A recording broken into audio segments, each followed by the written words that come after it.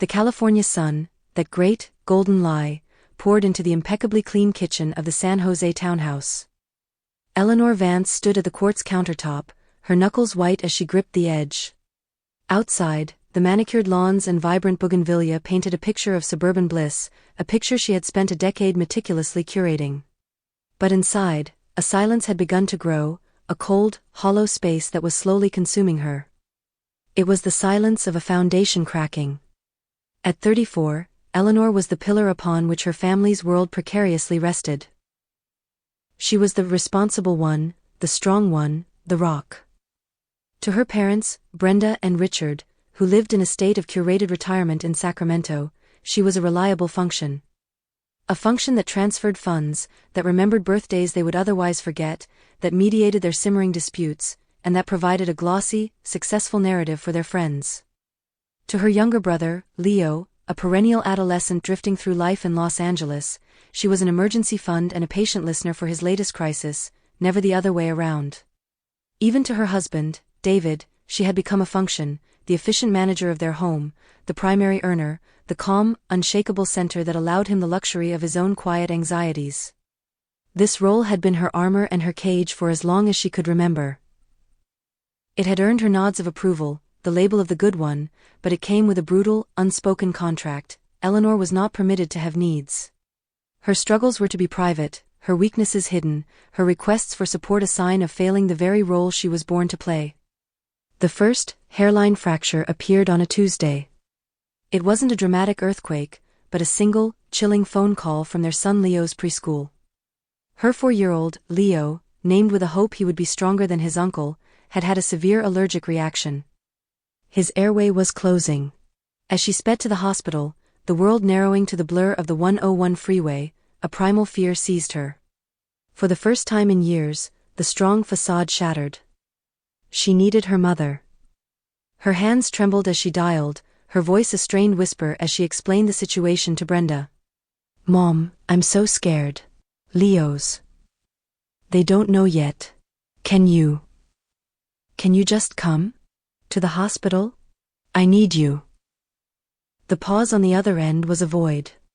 Then came the response, polished and cold as river stone. "Oh, Ellie, you know how the traffic is this time of day. And your father has his golf tournament. You're so capable, you'll handle it. Call us when you know something." The line went dead. Eleanor sat in the stark, antiseptic glow of the hospital waiting room, the click of the phone echoing the sound of a lock turning. Her child's life was in the balance, and her request for the most basic human comfort was treated as an inconvenient disruption. Leo recovered, thank God. But the silence from Sacramento in the days that followed was a louder condemnation than any anger. No flowers, no casseroles, just a single text from her father 3 days later. "Heard the little guy gave you a scare. All good now." It was then Eleanor began to see the transactions. She had provided years of emotional labor, financial support, paying off their credit cards, covering property taxes, and organizational prowess. In her moment of absolute need, the account was empty. The love was conditional, and the condition was her perpetual, uncomplaining utility. When she tentatively tried to explain her hurt to David, seeking an ally, she found a different kind of betrayal. "Are you sure you're not overreacting, Elle?" he'd said, his brow furrowed with a concern that felt more like suspicion. "Your mom is just set in her ways. Maybe don't burn everything down over this." He had been charmed by her family's casual, fun-loving facade, and now, he was parroting their unspoken narrative. "Eleanor is being difficult. Eleanor is being extreme." It was gaslighting by proxy, and the man who was supposed to be her sanctuary had left her exposed in the storm.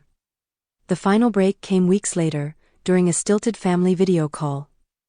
Brenda, with a saccharine smile, lamented how she missed her grandson, laying the guilt thick. "It's a shame he has to grow up without his grandparents," she sighed, a masterful manipulation that framed Eleanor as the vindictive architect of the distance, not their own profound neglect. In that moment, Eleanor saw the future laid out before her, a lifetime of these transactions, this emotional blackmail, this slow erosion of her soul for the sake of a peace that was not peace, but surrender. She looked at her son, building a tower of blocks on the floor, and knew she could not let him learn that this was what love looked like. This was not a story of revenge. It was a story of awakening. It was about the radical, terrifying act of self-preservation, the conscious, deliberate decision to sever the poisoned roots so the tree itself could finally live. It was about claiming sovereignty over a life that, for 34 years, had only been on loan. The silence in the weeks that followed the video call was not the hollow, aching silence of before. It was a deliberate, purposeful quiet, thick with the unspoken energy of a gathering storm. Eleanor moved through her life with a mechanical precision, performing the functions of her job, caring for Leo, and managing the household, but a part of her had retreated to a deep, internal command center. There, she was coldly, methodically, auditing her life. She started with the finances, a domain where truth was a number, not a feeling. She opened a new bank account in her name only. One afternoon, while David was at work, she sat at her computer and went through 3 years of joint account statements. She highlighted every transfer to her parents, the $500 for their property tax, the $300 for her father's dental bill, the countless smaller sums labeled Mom, CC. It was a staggering total, a river of her energy flowing into the arid ground of their entitlement.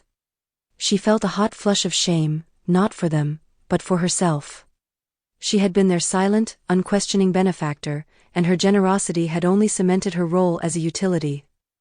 Next, she audited her emotions. She revisited every memory, every family gathering, every crisis, viewing them through the new, unforgiving lens of her awakening. The time her father had a minor health scare and she had driven up to Sacramento, taken over his medical appointments, and managed his medication for a month, while her mother complained about the hospital coffee. The countless times Leo had called, sobbing over a broken relationship or a lost job, and she had spent hours on the phone soothing him, transferring money, all while swallowing her own exhaustion. She saw the pattern now, clear and damning. Her value was directly proportional to her usefulness. The moment she ceased to be useful and became needy, the ledger was thrown in her face. David watched her from a distance, a nervous tension in his posture. He tried to bridge the gap with small talk about work, about Leo's new words, but his words bounced off the glass wall she had erected around herself. One evening, he finally breached the subject. "Eleanor, we need to talk about this. You've been different. Your mom called me. She's worried." The statement was a spark on a gas trail. "She called you?" Eleanor's voice was dangerously calm. "What exactly is she worried about, David?" "That her unpaid bookkeeper and emotional sponge is finally resigning." "Don't be like that," he sighed, running a hand through his hair. "She said you're not returning their calls. That you're cutting them out. She thinks you're having a breakdown or something." Breakdown. The word hung in the air, the ultimate gaslighting tool. A woman asserting a boundary was not sane, she was hysterical, unstable, extreme. "Is that what you think, David?" she asked, her eyes locking with his. "Do you think my reaction to being abandoned at the hospital while our son fought for breath is a breakdown? Or is it a perfectly sane response to a profound betrayal?" He looked away, uncomfortable. It's family, Elle. You don't just throw family away. Maybe we should all go to counseling. Together." He had included himself in the problem, but on their side. He was offering her up as the patient to be fixed, to be mediated back into her functional role.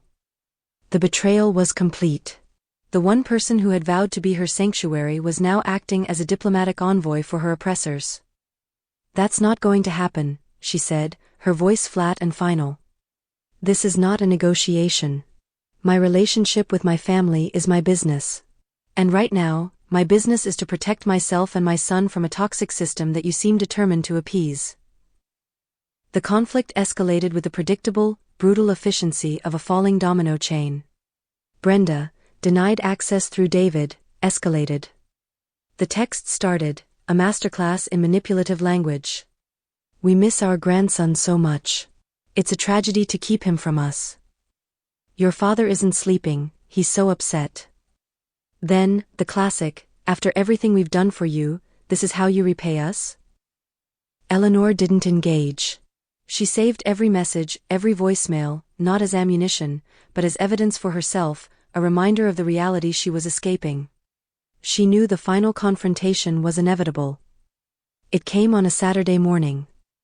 She was in the backyard, watching Leo chase bubbles in the California sun. The doorbell rang.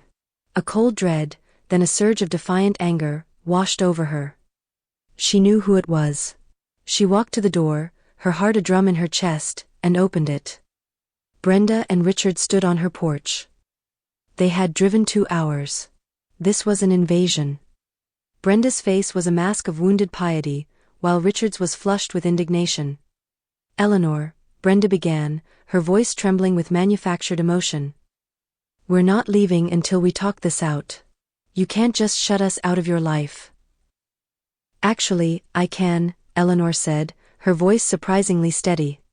She did not invite them in. "This is ridiculous." Richard boomed, his voice carrying across the quiet cul-de-sac. "We are your parents. You will not treat us with such disrespect." "Over what?" "A misunderstanding." David appeared behind Eleanor, his face pale. "Maybe we should all go inside and talk calmly," he pleaded. This was the moment. The fulcrum upon which her entire future would pivot. She could capitulate, let them in, allow herself to be talked over, gaslit, and worn down until she apologized for her own pain. Or she could do the unthinkable. She turned to David, her eyes blazing with a fire he had never seen. "No. You can go inside if you want. This is my boundary. They are not welcome in my home." She then faced her parents, her posture straight, her voice clear and cutting as diamond. "There was no misunderstanding. There was a crisis. I asked you for help, for the first time in my life, and you refused. You showed me, in the clearest possible terms, what I am to you. A function. And when that function dares to have a feeling, you pathologize it. You call me crazy. You call David. You try to manipulate me through my child." Brenda's mask slipped, revealing a flash of pure fury. "How dare you? We loved you, we raised you." "You raised me to serve you," Eleanor interrupted, the truth finally, gloriously, set free. "You loved me conditionally, based on how well I performed for you. Well, I am resigning from the role of the strong one. I am firing myself as your emotional and financial caretaker. The bank is closed. The listening ear is gone." Richard pointed a shaking finger at her. "You are destroying this family. You are a selfish, ungrateful daughter." "No," Eleanor said, a profound, chilling calm descending upon her. "I am saving myself. The family you're mourning was an illusion. It was a structure built on my silence and my servitude. I am no longer silent." She looked at her father, then her mother, and finally at David, whose face was a portrait of stunned paralysis. "This conversation is over. You will leave my property now. Do not contact me again. Any future communication regarding Leo will go through my lawyer." The word lawyer hung in the air, a nuclear option that made the situation terrifyingly real. Brenda gasped. Richard stared, his mouth agape. They had expected tears, arguments, a messy emotional scene they could manipulate. They were not prepared for this cool, legalistic, unassailable sovereignty. Without another word, Eleanor took a step back and closed the door. She engaged the deadbolt with a solid, resonant click that echoed through the house and through her very soul. It was the sound of a prison door locking, but from the inside, with her on the free side. On the porch, there was stunned silence, then the muffled sounds of outrage and retreating footsteps. Inside, leaning against the door, Eleanor did not cry. She took a deep, shuddering breath, the first full breath she felt she had taken in 34 years. The battle was not over, she knew. There would be fallout, pleas from extended family, perhaps even the threat of legal action over grandparents' rights. David was still a question mark, a shaky foundation she could no longer rely upon. But in that moment, none of it mattered. She had spoken her truth. She had drawn the line in the sand of her own doorstep and had not allowed them to cross it. The facade of the perfect daughter was shattered, and standing amidst the wreckage was not a broken woman, but a sovereign one, wounded, terrified, but finally, radically, free. She had chosen herself. And that, she knew as she walked toward the backyard and the sound of her son's laughter, was the only victory that ever truly counted. The silence that settled after the door clicked shut was of a different quality than any that had come before. It was not the tense, waiting silence of the preceding weeks, nor the hollow, neglected silence of the years. This was a clean, scorched silence, the kind that follows a forest fire, devastating, but ripe with the potential for new growth. Eleanor stood with her back against the solid wood, feeling the vibrations of her own heart, a wild, frantic drum against her ribs. She heard the muffled, outraged voices on the porch, the sound of retreating footsteps on the flagstone path, and finally, the distant slam of car doors and the engine starting. Only then did she allow her knees to buckle, sliding down to the cool floor of the foyer. She did not weep. The tears, it seemed, had been incinerated in the furnace of her final declaration. Instead, a profound, bone-deep tremor took hold of her. It was the adrenaline of battle leaving a body that had just fought for its very soul. She had done it. She had spoken the unspeakable, drawn the line, and held it. The world had not ended. The porch had not collapsed. She was still here. David stood frozen in the doorway to the living room, his face a canvas of conflicting emotions, shock, fear, a dawning horror, and beneath it all, a flicker of something that might have been respect. "Eleanor," he began, his voice a hoarse whisper. "My God. A lawyer? Did you have to?" She looked up at him, her vision sharp and clear. The usual urge to soften her words, to manage his discomfort, was gone. "Yes, David. I did. Because they don't understand anything else. They understand transactions. Now, they understand the terms." She pulled herself to her feet, her legs feeling both weak and incredibly strong. "And you? You need to decide whose side you're on.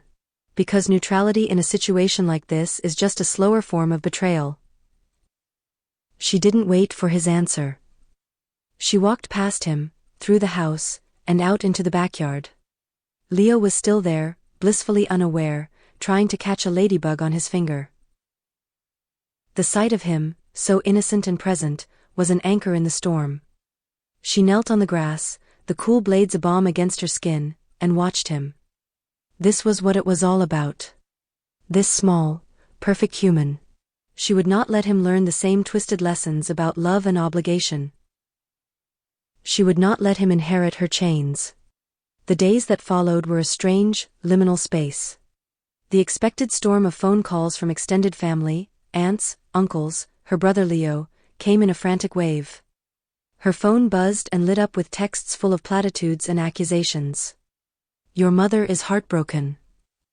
Family is forever, Ellie, don't be so stubborn. Call them. You only get one set of parents." Each notification was a tiny hook, trying to snag her back into the old narrative. But Eleanor had built a new internal fortress. She drafted a single, calm, and unyielding text message and sent it to every number that pressured her. "Thank you for your concern. The situation between my parents and me is complex and private. Their actions during a recent family emergency involving my son were the culmination of a lifelong pattern of emotional neglect and exploitation. My decision to create distance is one of necessary self-preservation. I will not be discussing this further. I ask that you respect my privacy and my decision." She then silenced all notifications from anyone not in her immediate contacts. The silence that returned was, once again, a gift. The true battleground, however, was her own home. David tiptoed around her, a stranger in his own life. He tried to initiate conversations about mundane things, the mortgage, a vacation idea, work dramas, but the unspoken issue lay between them like a third person at the dinner table. The tension finally broke one evening after Leo was in bed. "We can't go on like this, Elle," he said, his voice heavy with exhaustion. "I agree," she replied, putting down her book. "So, what is your decision?" "It's not about choosing sides," he insisted, frustration edging his voice. "It's about this anger. This hardness. It's not you. It is me, David, she said, her voice quiet but firm. It's a part of me that had to be created to survive. The soft, accommodating Eleanor you married was being slowly erased by their demands and your passivity. You asked me to absorb their toxicity to keep the peace. That peace was my annihilation. He flinched as if struck. I never meant. But you did, she interrupted, not unkindly, but with a finality that brooked no argument.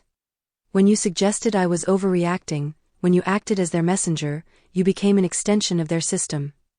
I need a partner, David. Not a neutral observer. Not a gaslighting accomplice. I need to know that if I set a boundary, you will stand with me, on my side of the line. Without question. Without hesitation. She took a deep breath, laying her soul bare. I love you. But I will not stay married to a man who requires my self-betrayal as a condition of our relationship. I would rather be alone and whole, than married and a ghost. The words hung in the air, the ultimatum clear. David stared at her, and for the first time, she saw the scales fall from his eyes. He was not looking at a hysterical wife, he was looking at a woman who had fought a war for her own soul and won. He saw the strength, the clarity, the terrifying beauty of her sovereignty. And he saw, with brutal clarity, his own failure. I'm sorry, he whispered, the words ragged and true. I was wrong. I was scared. I thought if we just kept things calm, it would all go back to normal. There is no normal to go back to, David, she said. There is only forward. And you need to decide if you're coming with me. He was silent for a long time, looking at the woman she had become. Then, he slowly crossed the room and knelt before her chair, taking her hands in his. I'm coming with you, he said, his voice gaining strength. I choose you. I choose us. And I will stand with you. I promise. It was not an instant fix. Trust, once fractured, repairs itself slowly, in tiny, daily actions. But it was a beginning. He started going to his own therapist. He stopped engaging with her parents entirely, letting their calls go to voicemail. When a formal-looking letter arrived from a lawyer her parents had retained, citing grandparents' rights, it was David who opened it, his face set in a grim line, and said, I'll handle this. We'll get our own lawyer. They don't get to do this. Facing the legal threat was terrifying, but it also solidified their new alliance. They found a steely, compassionate family attorney named Maria Flores, who listened to Eleanor's story and nodded. This is classic, she said. They're using the legal system to continue the abuse. But California law favors parents. Unless you are unfit, which you are not, their case is extremely weak. We'll respond firmly, and they will likely back down. And they did. The threat of a protracted, expensive, and public legal battle, where their own behavior would be scrutinized, was a language her parents understood all too well. After a single, sharply worded letter from Maria Flores, they withdrew their claim. The silence that followed this time was, Eleanor hoped, permanent. Months drifted into a year. The change in Eleanor was profound. The constant, low-grade anxiety that had been the soundtrack of her life was gone. She laughed more freely, a sound that was no longer performative but bubbled up from a genuine well of joy. She started painting again, a passion she had abandoned in college because it was deemed impractical. Her canvases were now filled with bold, vibrant colors, images of broken chains, of women standing on cliffs facing vast, open seas. She and David rebuilt their marriage on new foundations, not of quiet resentment, but of fierce, chosen loyalty. They had couples counseling, where David learned to voice his own fears instead of placating others, and Eleanor learned to lean into his support without fearing it came with strings attached. One Saturday afternoon, they were at a local park. The California sun was warm, but no longer felt like a lie. It felt like a blessing. Leo, now an energetic 5-year-old, was mastering the climbing frame, his shouts of triumph ringing through the air. Eleanor watched him, her heart swelling with a love that was pure and unburdened. She thought of her parents. The anger had not disappeared, but it had mellowed into a distant, acknowledged ache, like the ghost of an old injury. She felt no desire for revenge, only a profound pity for them, trapped in their small, transactional world, now missing out on the brilliant, messy reality of their grandson's life. They had chosen their pride over his love, and it was their ultimate, self-inflicted loss. David came and stood beside her, slipping his arm around her waist. He didn't say anything, just rested his head against hers. They watched their son, this small, sovereign person they were raising, to know his own worth. Eleanor took a deep breath, filling her lungs with the clean, eucalyptus-scented air. The path behind her was littered with the wreckage of the person she was supposed to be. The path ahead was unwritten, unknown, and hers alone to walk. She was no longer a function, a role, or a resource to be managed. She was Eleanor Vance. A wife, a mother, an artist.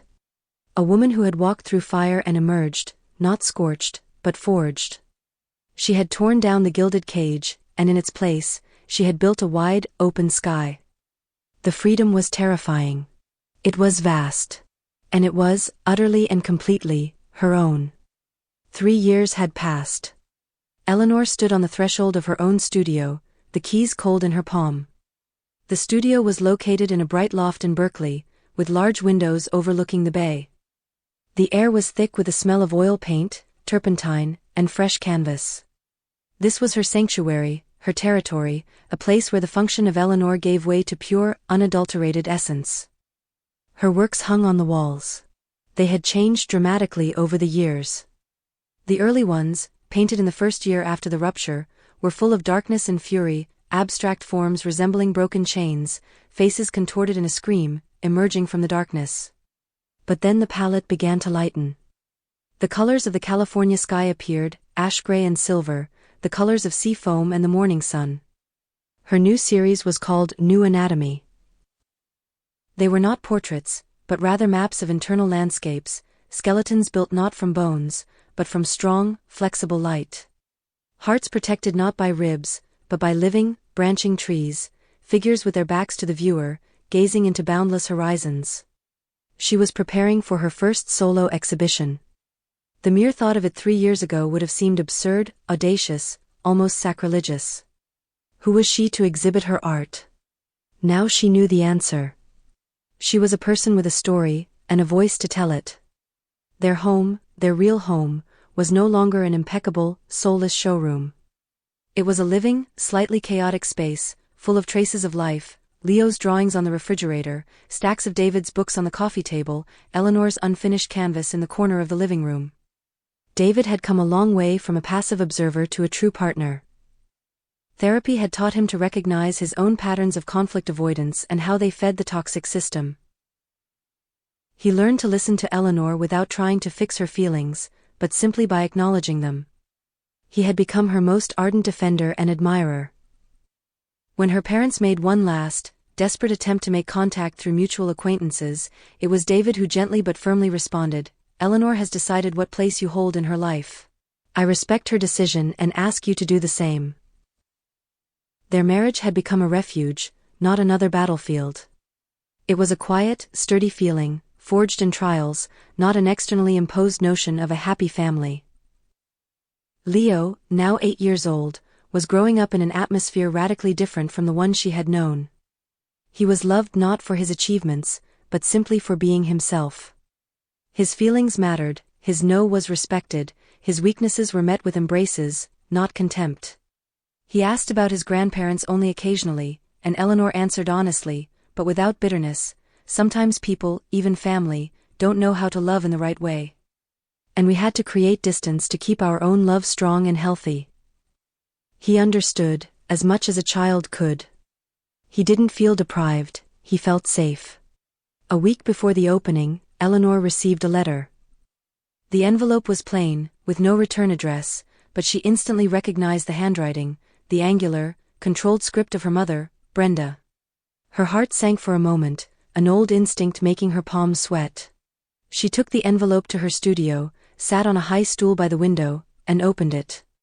Inside was not a biting note or another attempt at manipulation. It was a short, sparse letter. Brenda wrote that a friend of hers had seen an announcement for Eleanor's exhibition in the local paper. "I do not intend to break any boundaries," she wrote. "And I do not expect a reply. I just wanted to say that I saw a reproduction of your work in the paper. It's called Point Salt, I believe. It is. Very powerful. I didn't know you could do that. I always thought you were practical. It seems there was much I didn't know. I hope your exhibition is a success. Richard doesn't know I'm writing this. He is still angry. I just needed to say this. Eleanor reread the letter several times. It contained no love, no apology. But it contained something perhaps more valuable in their circumstances, acknowledgement. An acknowledgement that Eleanor was a person, complex, talented, unknown to them. The word practical stung, it was that same perception of her as a function. But the phrase, there was much I didn't know, was key. It was the first acknowledgement from her mother in her entire life that Eleanor possessed an inner world inaccessible to them. She felt no triumph. Nor did she feel a desire to reconnect. She felt a quiet, serene sadness, as if putting the final period in a long-finished book. She did not reply. A reply would have been a new connection, a new transaction. Instead, she simply left the letter in the desk, like a historical artifact, and continued preparing for the exhibition. The opening night was filled with light and voices. Friends, colleagues, strangers looking at her work with interest. David held her hand proudly, his face beaming. Leo, in his best sweater, importantly told the guests which painting was his favorite. Eleanor stepped aside, watching this sea of people in her space, a space she had created from nothing, from the wreckage of her old life. She caught her reflection in the large window, a woman in a simple, elegant dress, with a straight back and a calm gaze. Her eyes no longer held a trace of that hunted, exhausted woman who had stood frozen in terror in her kitchen 3 years prior. She walked over to the central painting of the exhibition, the one mentioned in her mother's letter, Point Salt. It depicted a female figure standing knee-deep in the ocean, her back to the viewer. The water around her was a piercing blue, the sky the color of first light. The figure was not fragile, her silhouette breathed strength and stability. She was looking at the horizon, where the sea met the sky, at that line that separates one state of being from another. The painting was not about escape, but about arrival. About, after a long, difficult voyage, finally feeling solid ground underfoot, even if that ground was a lonely island of her own choosing. Freedom, Eleanor realized, was not a state of endless happiness. It was a state of belonging to oneself. It was the right to one's own pain, one's own joy, one's own mistakes and victories, without regard for anyone else's judgment. It was the knowledge that you are the author of your life, not a character in someone else's script. She turned around, saw David whispering something into a laughing Leo's ear. She saw her paintings, her bold, truthful children, hanging on the walls for all the world to see. She felt not an emptiness from the break with the past, but a fullness of the present. A story doesn't always have to end with reconciliation or forgiveness. Sometimes it ends with a quiet, unwavering enough. Sometimes the highest form of healing is not to restore broken bonds, but to build a new, sturdy building on one's own land. And standing there, in the center of her new world, Eleanor Vance, finally no one's daughter, no one's pillar, but simply, herself, knew that her story was only just beginning.